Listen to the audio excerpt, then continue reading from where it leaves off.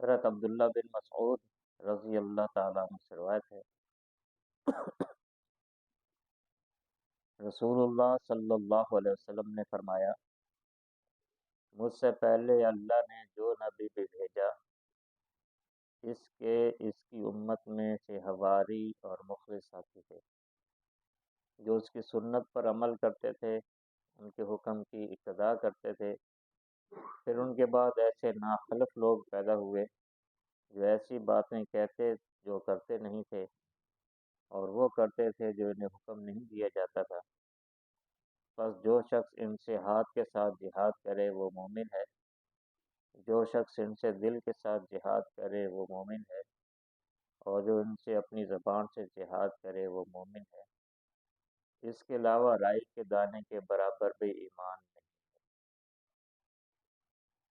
منکرات کا ازالہ کرنا یہ ذمہ داری ہے مسلمان کی اور مومن ہونے کی۔ حسب طاقت ہر مسلمان ذمہ دار ہے جہاں اس کی طاقت لگتی ہے۔ کلکم راع و کلکم مسئول عن رعیتہ۔ ایمان کی پرکھ بھی اسی میں ہے، اور ایک آدمی اگر منکرات کی ختم کرنے کے لیے صحیح اور جدوجہد کرتا ہے یا کم از کم اسے برا سمجھتا ہے، تو اس بات کی دلیل ہے کہ اس کے اندر ایمان ہے۔ اور اگر اس برائی کا حصہ بن جاتا ہے یا اسے پسند کرتا ہے یا تماشا دیکھتا ہے، تو گویا کہ اس کے ایمان کے اندر رائی کے دانے کے برابر بھی ایمان نہیں رہا۔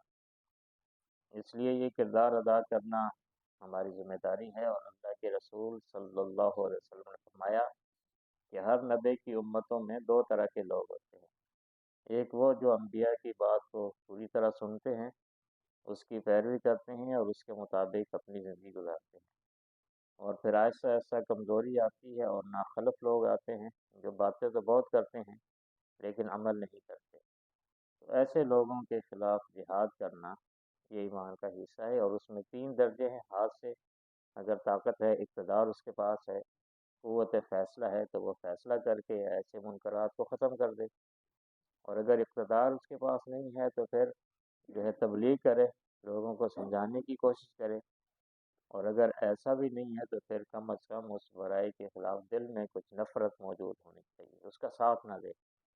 اللہ رب العالمین امن کی توفیق عطا فرمائے۔